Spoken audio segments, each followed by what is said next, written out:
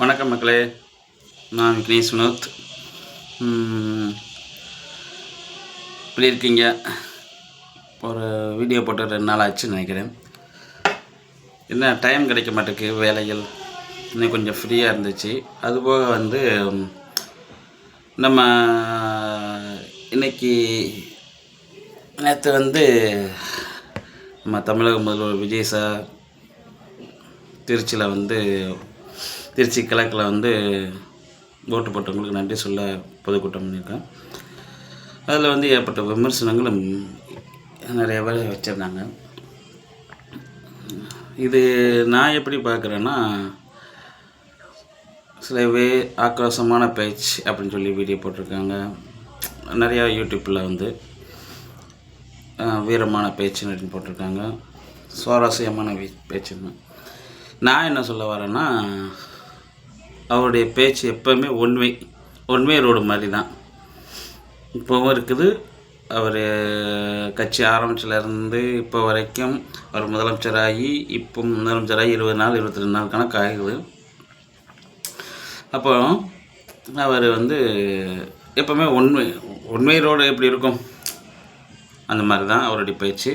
நல்லா சூப்பர், நல்லா பேசியிருந்தார். இதில் என்ன, நம்ம ஒரு சில விஷயங்கள் நம்ம யோசிக்க வேண்டியது விஷயம்னா, அவர் நல்லா சூப்பராக பேசியிருந்தார். பட் பாதி இது கொஞ்சம் நல்லா ஏற்றுக்கலாம். சூப்பராக பேசியிருந்தார்.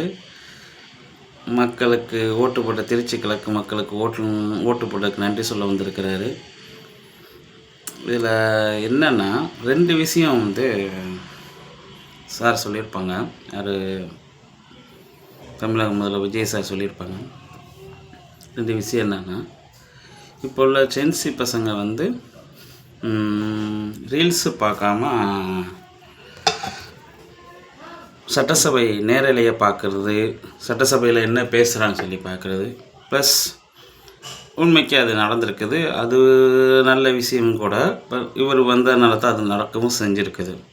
அது ஏற்றக்கூடியது, அது வரவேற்கத்தக்கக்கூடியது.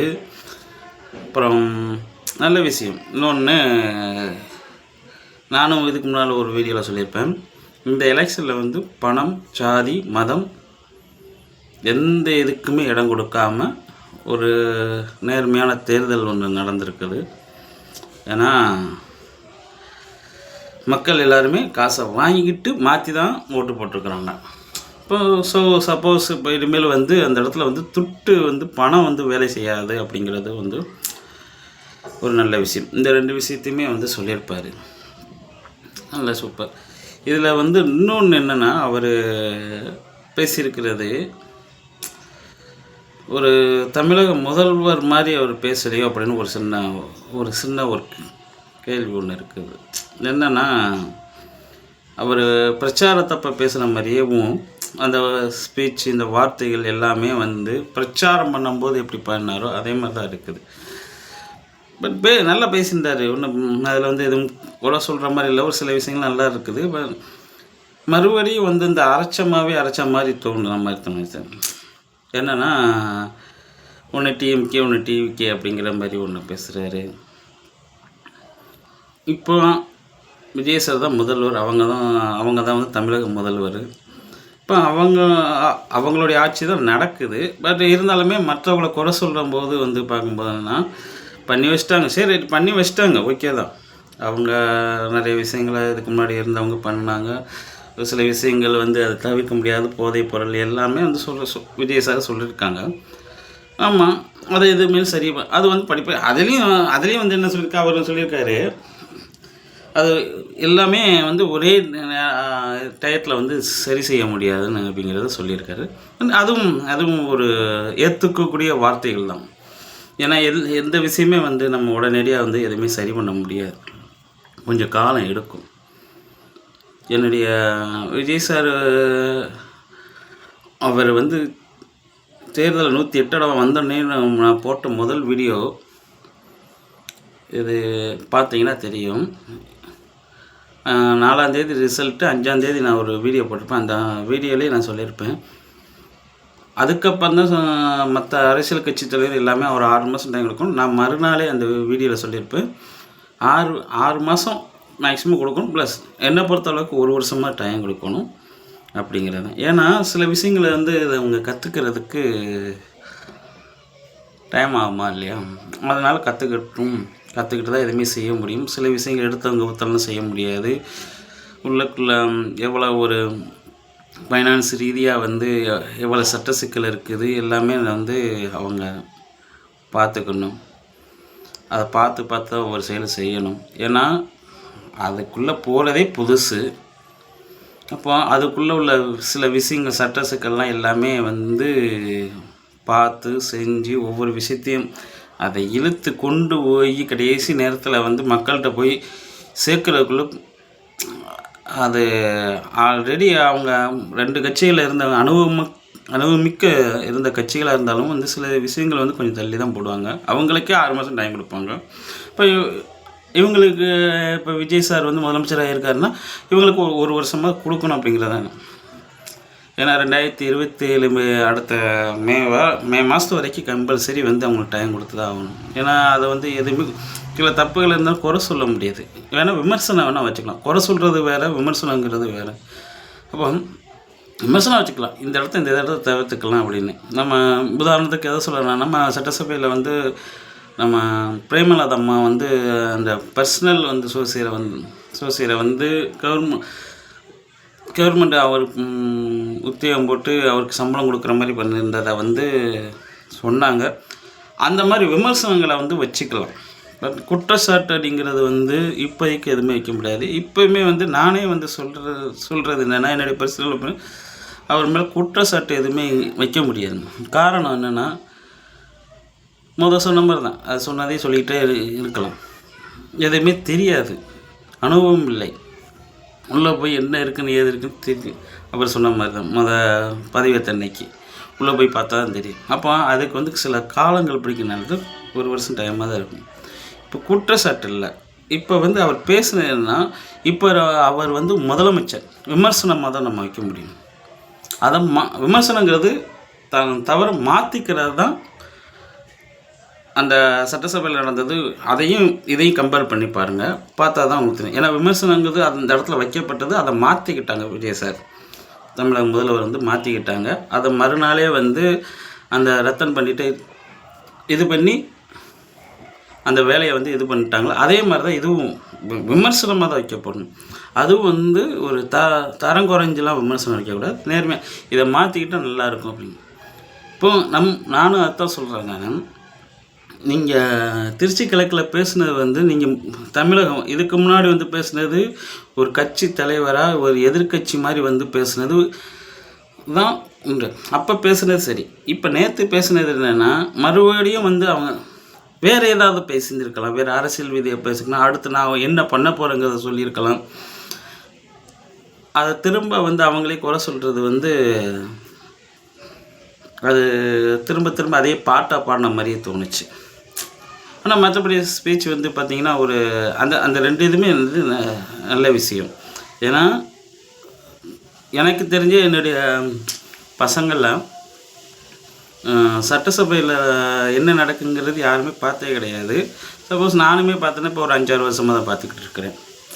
எப்போவும் போனட்டும் டிஎம்கே ஆட்சி வந்ததுலேருந்து அதுலேருந்து தான் பார்த்துக்கிட்டு இருக்கிறேன் தவிர அதுக்கு முன்னாடி நான் பார்த்தது கிடையாது.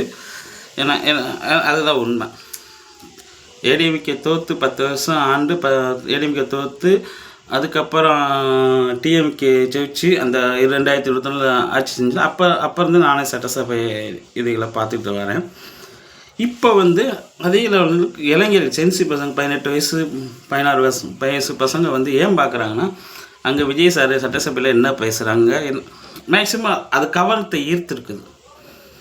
இது வந்து மிகப்பெரிய நல்ல விஷயம். ஏன்னா ஒரு 16 வயசு பையன் ஒரு 15 வயசு பையன்லேருந்து ஒரு சட்டசபையில் என்ன நடக்குது அப்படின்னு தெரிஞ்சுக்கிட்டாலே அவனுடைய வாழ்க்கை தரத்தில் வந்து பாதியை வந்து என்ன சொல்கிறது,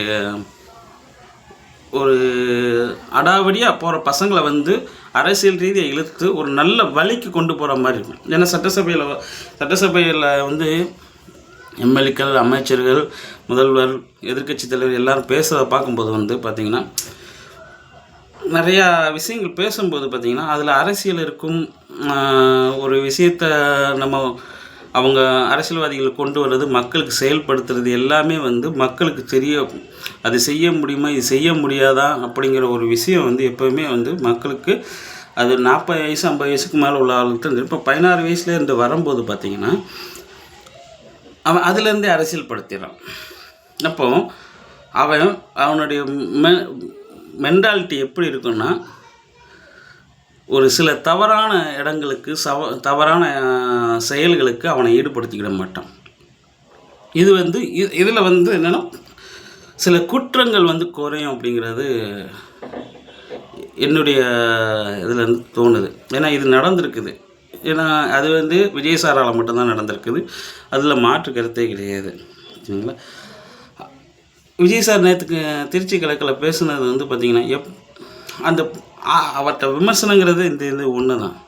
பழசைய வந்து டிஎம்கே ஆட்சியில் இருந்து இவங்க எதிர்க்கட்சி இல்லை பிரச்சாரத்துக்கு வந்து பேசுகிற மாதிரியே தான் பேசியிருக்கிறப்பல நிறைய விஷயங்கள். அதை கொஞ்சம் தவிர்த்துக்கிட்டால் நல்லாயிருக்கும். ஏன்னா பழைய பாட்டையே பாடிச்சுக்கிட்டே இருந்தோம்னா சில இடங்கள் வந்து சொன்னதே திரும்ப திரும்ப சொன்னால் அது மக்களுக்கு எந்த சென்சி பசங்களால் ஜெயிச்சிங்களோ அதையே வந்து உங்களுக்கு எப்படி மாற்றங்கள் வந்துச்சோ அந்த மாற்றங்கள் உங்களுக்கு எதிராக போகிறதுக்கு அதுவும் வாய்ப்புகள் நிறைய இருக்குது. அதனால் வந்து இனிமேல் எப்போவுமே வந்து தமிழக முதல்வர் விஜய் சார் வந்து எப்போவுமே ஒன்மே ரோடு தான். அது மாற்று கருத்தே கிடையாது. நான் அடுத்த வர காலங்களும் அப்படி தான் இருக்குன்னு நினைக்கிறேன். வேறு வழி இல்லை. ஏன்னா அவருடைய சுபாவம் அப்படி. தமிழக முதல்வர் விஜய்யுடைய சாருடைய சுபாவம், அவருடைய குணாதிசயம் அவ்வளோதான் இருக்குது. அதை வந்து ஒன்றுமே செய்ய முடியாது. அப்போ இதெல்லாம் நீங்கள் தவிர்த்துக்கணும். இன்னொன்று, இது வந்து நான் தனிப்பட்ட முறையில் சொல்கிறது. அப்புறம் சில நியூஸுகள் சில பத்திரிகையாளர் பேசும்போது வந்து பார்த்திங்கன்னா, மணி சார், மூத்த பத்திரிக்கை மணி சார் வந்து அவர் இது பேட்டியை பார்க்கும்போது அவர் முதல்ல என்ன சொல்கிறாரு, தெளிவாக பேச ஆரம்பிக்கிறாரு. ஆனால் அவர் ஒரு விமர்சனம் வைக்கிறார். என்னென்னா, மீடியாவை சந்திக்காமல் இருக்கிறது என்ன அப்படிங்கிறதுக்கு அவர் அதை தவிர்த்துக்கிட்டே இருக்கிறாங்க.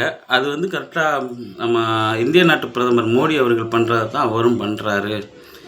ஸோ இது வந்து அப்படித்தான் போகும். 12 வருஷமாக பிரதமர் மோடி ஐயா என்ன பண்ணுறாரோ அதைத்தான் இப்படி தான் போகும். அவர் மீடியாவை சந்திக்க மாட்டார், சந்திக்கக்கூடிய வாய்ப்புகள் ரொம்ப குறைவு அப்படின்ட்டு நம்ம மூத்த பத்திரிக்கையாளர் மணி சார் அவங்க வந்து சொல்கிறாங்க. அப்போ அதுவும் ஒன்று.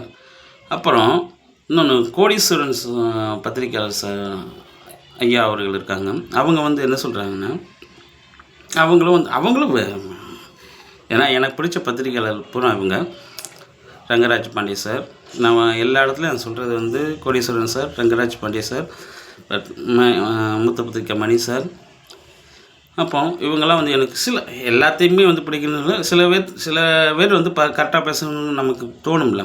அப்போ அதேமாதிரி வந்து கோடீஸ்வரன் சார் வந்து என்ன சொல்கிறாருன்னா, அவர் வந்து மாதம் 200 யூனிட்டா 2 மாதத்துக்கு ஒரு 200 யூனிட்டா அப்படிங்கிறதுல அவர் கேள்வி எழுப்புறாரு. நீங்கள் திருச்சி கிழக்கில் நேற்று பேசும்போது மேடம் ஜெயலலிதாம்மா இது டிஎம்கே கொண்டு வந்ததில்லை, டிஎம்கே வந்து மாதம் கணக்கெடுக்கப்படும் அப்படின்னு சொல்லி 2021 தேர்தலில் சொல்லியிருந்தாங்க. ஆனால் அது பண்ணலை. ஆனால் இது 100 யூனிட்டுங்கிறது அம்மா கொண்டு வந்ததுங்கிறது வந்து ஜெயலலிதாம்மா கொண்டு வந்ததுங்கிறது மக்கள் எல்லாத்துக்குமே தெரியும். அதை வந்து ரிப்பீட்டாக வந்து சொல்லியிருக்காரு. இப்போ எதுக்குன்னா, நேற்று திருச்சி கிழக்கில் வந்து அந்த பழைய பாட்டை பாடினாருங்களுக்கு சொல்கிறேன்ல, அந்த இதுக்கு தான் அதை சொல்ல வருது. ஏன்னா இது எல்லா மக்களுக்குமே தெரியும். ஏன்னா ஜெயலலிதாம்மா அவர்கள் தான் 100 யூனிட் ஃப்ரீங்கிறத கொண்டு வந்தது. அப்போ அதுலேருந்து நீங்கள் 200 யூனிட்டுங்கிறீங்க. அதுலேயும் ஒரு விமர்சனங்கள் இருக்குது. அதை வந்து ரொம்ப பேசிகிட்டே இருந்த போனால் ரொம்ப எழுத்துக்கிட்டே போகும். ஏன்னா அதுக்கு ஒரு விதிமுறைகள் வைக்கிறீங்க. 500 யூனிட் கீழே போனால் தான் அது வந்து எந்த மாதிரி வருதுன்னா, தகுதி வாய்ந்தவர் அப்படின்னு சொல்லிங்கிற மாதிரி இருக்குது. அவங்க திமுக கவர்மெண்ட்டில் வந்து சொன்னாங்க. 2 வருஷம் கழிச்சு இந்த 1000 ரூபா கொடுக்குறதுக்கு தகுதி வாய்ந்தவங்கன்னு சொல்லி 1000 ரூபா கொடுத்தாங்கல்ல, அந்த மாதிரி வந்து இதுவும் வந்து பார்த்திங்கன்னா தகுதி வாய்ந்தவர்கள் அப்படிங்கிற ஒரு கணக்குக்கு சற்று யோசிச்சு பார்த்தோம்னா அது அப்படி தான் போகுது. 500 ஏன்னா நீங்கள் அறிவித்தது வந்து அப்படி கிடையாது. நம்ம பிரச்சார இதில் வந்து இங்கே சொன்னது அப்படி கிடையாது. 200 யூனிட் ஃப்ரீ அப்படிங்கிறது தான் சொன்னீங்க. அதில் சொல்லியிருந்தீங்கன்னா ஓகே தான். அதில் சொல்லாமல் போனால் தான் ஒரு சில விஷயங்கள் தவிர்க்க முடியாத சூழ்நிலையை விமர்சனம் பண்ண வேண்டியதாக இருக்குது. இப்போ இதில் அந்த 100 யூனிட் திரும்ப திரும்ப திரும்ப திரும்ப அந்த பழசே ஒரு முதல்வராக வந்து பேச ஆரம்பிக்கணும் அப்படின்ட்டு விஜய் சார்கிட்ட வந்து எதிர்பார்க்க வேண்டிய விஷயங்கள் இருக்குது. மறுபடியும் வந்து அவங்களே பேசுகிறது, அவங்களே திட்டுறது. இப்போ முதல்வர் ஆகிட்டீங்க, அப்போ அது ரிப்பீட்டடாக வந்துக்கிட்டே இருக்குது. மறுபடியும் ரிப்பீட்டடாக வந்துக்கிட்டே இருக்குது. பிரச்சாரத்தப்போ பண்ணப்போ வந்தப்போ. அப்போ இன்னொன்று சொல்கிறாங்க, கோடீஸ்வரன் ஐயா அவர்கள் தான் சொல்கிறாங்க, விவசாய கடன் வந்து நீங்கள் 2000 கோடி தான் ரத்து பண்ணியிருக்கீங்க. ஆனால் இதுக்கு முன்னாடி ஆட்சியில் வந்து 11,000 கோடி அந்த மாதிரி அதை வந்து விமர்சனம் வைக்கிறாரு. அதில் ஒரு எனக்கு சில மாற்று கருத்து என்னென்னா, இது என்னுடைய பர்சனலாக நான் பார்த்துருக்குறேன். இது என்னுடைய நான் நடைமுறையில் நான் என் வாழ்க்கையில் நான் கண்குள்ள பார்த்துருக்குறேன். சில விவசாயிகள்லாம் என்ன பண்ணியிருப்பாங்கன்னா, கரெக்டாக ஆட்சி மாறுற நேரத்தில் வந்து பார்த்திங்கன்னா தன்னுடைய நகையை கொண்டு போய் விவசாய நிலத்தை வச்சுக்கிட்டு கொண்டு போய், ஆனால் அவங்களும் பெரிய கோடீஸ்வரன் லட்சாதிபதியாக இருப்பாங்க, ஏகப்பட்ட நிலங்கள் இருக்கும். ஆனால் 2000 கோடியை வந்து குறைச்சது சரிதான் என்னை பொறுத்தவளவுக்கு. ஏன் சரின்னா, இதை வந்து ஏன்னா நான் கண்ணால் பார்த்ததுனால சொல்கிறேன். நான் எங்கள் ஊர் பக்கத்து கிராமத்தில் நான் பார்த்துருக்குறேன். சில பேர் அப்படி பண்ணியிருக்கிறாங்க. அவங்க நல்ல லட்சாதிபதியாக இருப்பாங்க. எப்போவுமே வந்து எலெக்ஷன் வரப்போ அரசுகள் எப்படி மாறும் அப்படிங்கிறதுக்காண்டியே வந்து என்னென்னா, அந்த 4வது வருஷம் ஆட்சி முடிவுங்கிற காலத்தில் வந்து என்ன பண்ணுறாங்கன்னா, இருக்கிற ஒரு 100 பவுன்லேருந்து 50 பவுன்லேருந்து விவசாய கடனுங்கிறக்காண்டி கொண்டு போய் வைப்பாங்க. இப்போ பேங்க்லேருந்து கடன் வாங்கியிருப்பாங்க. அப்போது அந்த கடன் வந்து காசு இருக்கிறவங்களுக்கு பார்த்திங்கன்னா, காசு இருக்கிறவங்ககிட்ட போய் இப்போ ஒரு 10 லட்ச ரூபா கடன் வாங்கியிருக்காங்கன்னா, அந்த 10 லட்ச ரூபா நான் பார்த்துருக்குறேன். அந்த 10 லட்ச ரூபாயும் தள்ளுபடி பண்ண போனோம் அப்படின்னு சொல்லி. ஆனால் 2 பேரை பார்த்துட்டு அது அவங்க யாரும் சொல்ல விரும்பலை. நான் பார்த்துருக்குறேன், நான் கண்ணால் பார்த்ததுனால சொல்கிறேன். நான் அந்த ஏற்கனவே அவங்க பெரிய லட்சாதிபதியாக இருப்பாங்க, சொந்த வீடு வாசல் அப்படின்னு சொல்லி இருப்பாங்க. ஆனால் அந்த 10 லட்ச ரூபா கடனும் கரெக்டாக அந்த ஆட்சி முடிவில் 4வது வருஷத்தில் தான் கொண்டு போய் செஞ்சுருக்காங்க. அப்போது அந்த 10 லட்ச ரூபாயும் போய் விவசாய கடன் சொல்லி விவசாய கடன் தள்ளுபடி பண்ணுறது நல்ல விஷயம். ஆனால் இப்படி 1-2 இடத்துல வந்து தப்பாக போகுது. அப்படிங்கும்போது இந்த இடத்துல வந்து குறைஞ்சபட்சம் வந்து 2000 ரூபா வந்து 2000 கோடி தள்ளி பண்ணு. ஏன்னா மேற்கொண்டு வந்து இந்த விவசாயம் போராட்டம் பண்ணுறாங்க, செய்கிறாங்க, வைக்கிறாங்க. அது உண்மையான விவசாயிகளுக்கு, உண்மையாக கஷ்டப்படுறவங்களுக்கு போய் சேரல. இதோடைய வடிவம் நான் அதை சொல்ல விரும்புகிறது என்னென்னா, உண்மையான விவசாயிகள் உண்மையாக கஷ்டப்படுறாங்கல்ல, கடன் வாங்கி ஏன்னா 100ல் கிட்டத்தட்ட பார்த்திங்கன்னா ஒரு 80% பேர் வந்து கடன், 20% பேர் பார்த்திங்கன்னா 20% கூட தான் இருக்கும். எப்படியும் ஒரு 40% மக்கள் வந்து விவசாய மக்கள் வந்து கொஞ்சம் வசதியாக கடன்லாம் வாங்கியிருக்க மாட்டாங்க. அவங்க துட்டு நிறையா இருக்கிறதும் பணம் நிறையா தான் இருக்கும். ஆனால் அவங்களுக்கு தள்ளுபடி ஆகிட்டே போகும். இது என்னென்னா 5 வருஷத்துக்கு ஒருக்க இது ஒரு சுழற்சி மாதிரி ஆகிப்போச்சு. அது என்ன மாதிரி பண்ணன்னு தெரியல. ஆனால் அப்படி இருக்கிறவங்களை இன்னொன்று பண்ணலாம், ஒரு சின்ன ஐடியா பண்ணலாம். விவசாயிங்க எத்தனை ஏக்கர் வச்சுருக்கிறாங்க, 10 ஏக்கர் வச்சுருங்க, அவங்களுடைய சொத்துடைய மதிப்பு என்ன, அவங்களோட பேங்க் பேலன்ஸ் என்னன்னு இதை செக் பண்ணிவிட்டு விவசாயிகளுக்கு வந்து கடன் ரத்துங்கிறது பண்ணுறது நல்ல விஷயம். ஏன்னா கடன் வாங்கி வச்சுருக்கவங்க விவசாயியும் இருக்காங்க.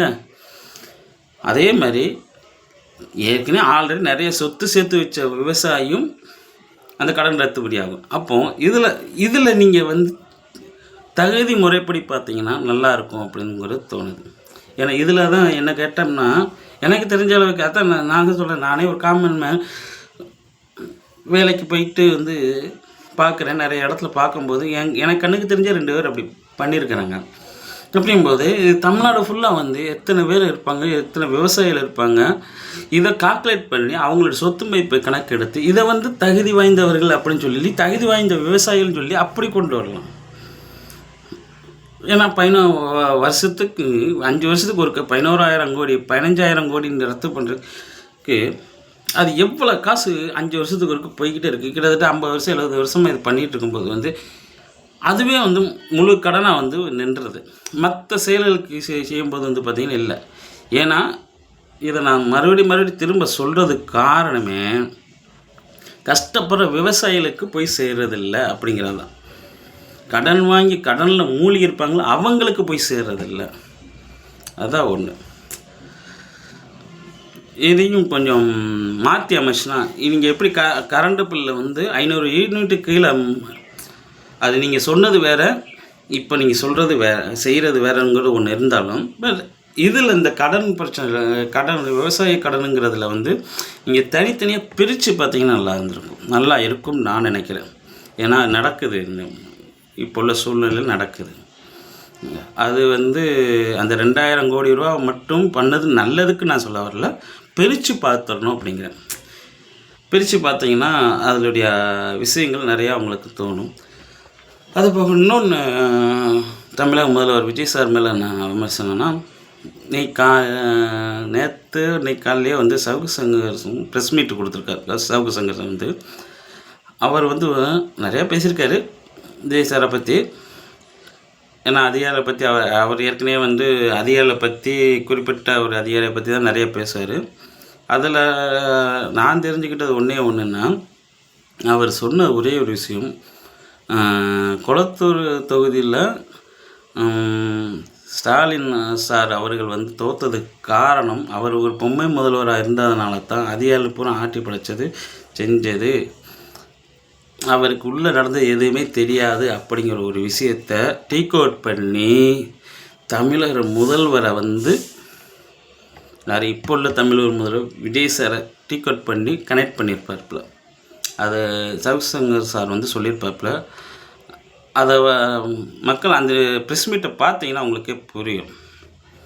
இது அவர் என்ன சொல்ல வர்றாருன்னா, இப்போ நடக்கிறது ஒரு சில விஷயங்கள் வந்து அவரும் வந்து விமர்சனமாக தான் வச்சுருக்காப்புல, குற்றச்சாட்டு இல்லை, இதை மாற்றிக்கிட்டால் நல்லாயிருக்கும் அப்படிங்கிறது தான். எல்லாருமே இப்போதைக்கு வந்து பார்த்திங்கன்னா, எனக்கு பிடிச்ச பத்திரிக்கையாளர் எல்லாருமே வந்து அவங்க வைக்கிற ஒரே விஷயம் விமர்சனங்கள் தான் வைக்கிறாங்க, குற்றச்சாட்டு அல்ல. ஏன்னா இது எந்த மாதிரி போக்கு போகும்னா, நம்ம தமிழக வெற்றி கழக தொண்டர்கள், விஜய் ரசிகர்கள், வெற்றில் வரிசை இவங்கெல்லாம் என்ன யோசிப்பாங்கன்னா, குறை சொல்லிக்கிட்டே இது குறைங்கிறது வேறு, விமர்சனங்கிறது வேறு, ரெண்டுத்துக்கு வித்தியாசம் பிரித்து பார்க்கப்படணும். நீங்கள் அந்த சென்சி பசங்க வந்து சட்டசபையில் என்ன நடக்குங்க பார்க்க ஆரம்பிச்சிங்களா, அப்போ இதையும் நீங்கள் பிரித்து பார்க்க தெரிய வேண்டியிருக்கும். குற்றச்சாட்டுங்கிறது வேறு, விமர்சனங்கிறது வேறு. ரெண்டுமே வந்து எப்போவுமே ரெண்டு தனித்தனி தான் இருக்கும். ரெண்டுமே இன்றைக்கி ஒன்று சேர. விமர்சனம் வேறு, குற்றச்சாட்டு வேறு. இப்போ இவருங்கெல்லாம் வைக்கிறது வந்து விமர்சனங்கள் தான். விமர்சனம் செய்கிற தவறுகளை முறையிலே, அதாவது ஆரம்பத்திலே கிள்ளி எறியண்டு, ஆரம்பத்திலே அதை பிச்சு எறிஞ்சிட்டிங்கன்னா அது வளராது அப்படிங்கிறதுக்காண்டி தான் விமர்சனங்கள் வைக்கிறாங்க. குற்றச்சாட்டுன்னு வைக்கும்போது வந்து பார்த்திங்கன்னா அது இன்னும் காலங்கள் ஆகும். நிறைய பேர் குற்றச்சாட்டும் வச்சுக்கிட்டு இருக்காங்க. பட் அவங்கள பற்றிலாம் கவலை இல்லை. சில பத்திரிக்கையாளர், நான் அதை சொல்கிறேன், சில பத்திரிக்கையாளர், கோடீஸ்வரன் ஐயா அவர்கள் இருக்கட்டும், மணி ஐயாவாக இருக்கட்டும், ரங்கராஜ் பாண்டே ஐயாவாக இருக்கட்டும், இவங்க எல்லாருமே விமர்சனங்கள் தான் வைக்கிறாங்க. விமர்சனங்களை வந்து எப்போயுமே ஏற்றுக்கிற மனநிலைக்கு கொண்டு வந்துக்கணும். அது நம்ம தமிழக முதல்வர் விஜய் சார் முதற்கொண்டும், அவர்கள் தொண்டர் முதற்கொண்டும் ஏற்றுக்கிறதுக்கு முயற்சி பண்ணணும். இன்னொரு விஷயம் இதில் சொல்ல நினச்சேன். இப்போது சட்டசபையில் என்ன நடக்குன்னு லைவை வந்து பார்க்க ஆரம்பிச்சிட்டாங்க பசங்க, சென்சி பசங்க அப்படின்ட்டு. சில அமைச்சர்கள் வந்து அவங்க அதிலேருந்து வெளியே அவங்க எம்எல்ஏ ஆகி அமைச்சர்கள் ஆகிட்டாங்க.